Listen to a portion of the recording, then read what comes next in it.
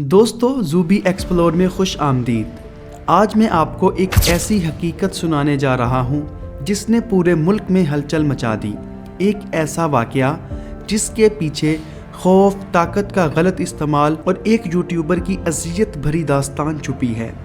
یہ کہانی ہے سعد الرحمان المعروف ڈکی بھائی کی 100 دن جیل میں گزارنے کے بعد سامنے آنے والی تلخ حقیقت کی۔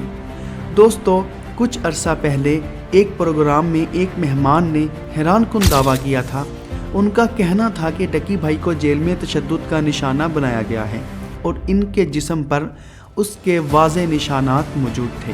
اس وقت لوگوں نے اسے افواہ سمجھا، لیکن پھر وقت نے ثابت کیا کہ یہ صرف بات نہیں تھی۔ جب ڈکی بھائی 100 دن بعد رہا ہوئے تو انہوں نے اپنی ویڈیو میں جو کچھ بتایا وہ یقین کرنا بھی مشکل ہے۔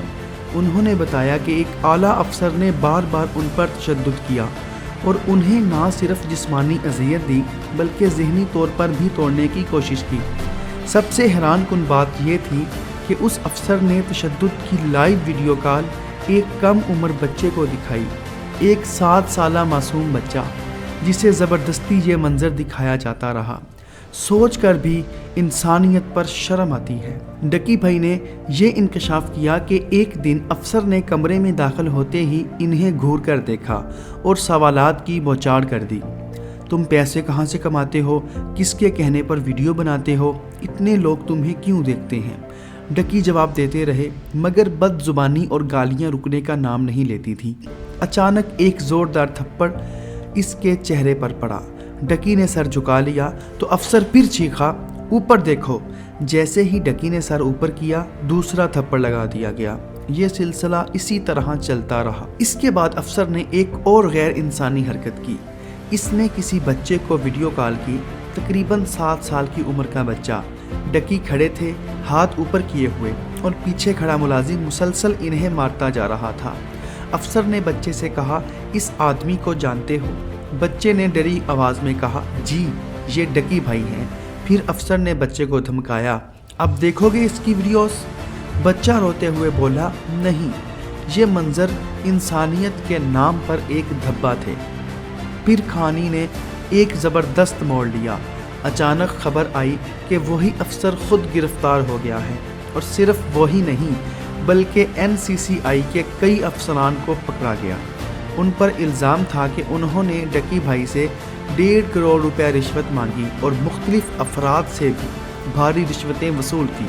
کئی رپورٹس میں یہ بھی کہا گیا کہ کچھ افسران نے اعتراف کر لیا تھا کہ ایک باقاعدہ غیر قانونی نیٹ ورک چل رہا تھا۔ ڈکی بھائی کو اب ضمانت مل چکی ہے اور ان کا کیس عدالت میں ہے۔ دوستو، یہاں سوال یہ نہیں کہ ڈکی بھائی کون ہے، اصل سوال یہ ہے کہ اگر اتنے بڑے یوٹیوبر کے ساتھ اتنا ظلم ہو سکتا ہے تو سوچیں کہ اس ملک میں عام آدمی کے ساتھ کیا ہوتا ہوگا۔ قانون اگر کمزور ہو تو طاقتور لوگ قانون سے اوپر ہو جاتے ہیں، اور یہی واقعہ ہمارے سسٹم کی سب سے بڑی کمزوری کو ظاہر کرتا ہے۔ دوستو، آپ کے خیال میں اس کیس کا انجام کیا ہونا چاہیے، اور کیا ہمارے اداروں میں بھی کبھی حقیقی اصلاح ہوگی؟ اپنی رائے کمنٹ میں ضرور دیجیے گا۔ لیکن یہاں پر ایک بات بہت ضروری ہے، یہ پوری کہانی کسی ادارے کے خلاف نہیں ہے، بلکہ پاکستان میں ایسے سرکاری افسران موجود ہیں جو بہت محنتی اور قابل ہیں۔ وہ لوگ جو دن رات عوام کی خدمت، قانون کی حفاظت اور ملک کے دفاع کے لیے اپنی ڈیوٹی ایمانداری سے سر انجام دیتے ہیں، اور وقت آنے پر اپنی جانوں کا نذرانہ بھی پیش کرتے ہیں۔ مسئلہ اداروں میں نہیں ہوتا، مسئلہ ہمیشہ چند افراد کی غلط سوچ اور غلط رویے سے پیدا ہوتا ہے۔ ڈکی بھائی کے کیس میں بھی یہ ظلم، یہ زیادتی کسی پورے ادارے کی پالیسی نہیں تھی، بلکہ چند ایسے افراد کی وجہ سے یہ مسئلہ پیش آیا جو اپنے اختیارات کا غلط استعمال کرتے ہیں۔ اچھی بات یہ ہے کہ جب ہیڈ آفس تک بات پہنچی تو قانون نے اپنا کام کیا، جس پر الزامات تھے اسے گرفتار کیا گیا، اور یہ اس بات کی مثال ہے کہ ہمارے ادارے خاموش نہیں رہتے۔ جو غلط کرے اس کے خلاف کارروائی ہوتی ہے۔ پاکستان کے سائبر کرائم اور تحقیقاتی اداروں میں بہت سے قابل افسران ہیں جو صحیح طریقے سے انویسٹیگیشن کرتے ہیں اور عوام کے مسائل حل کرتے ہیں۔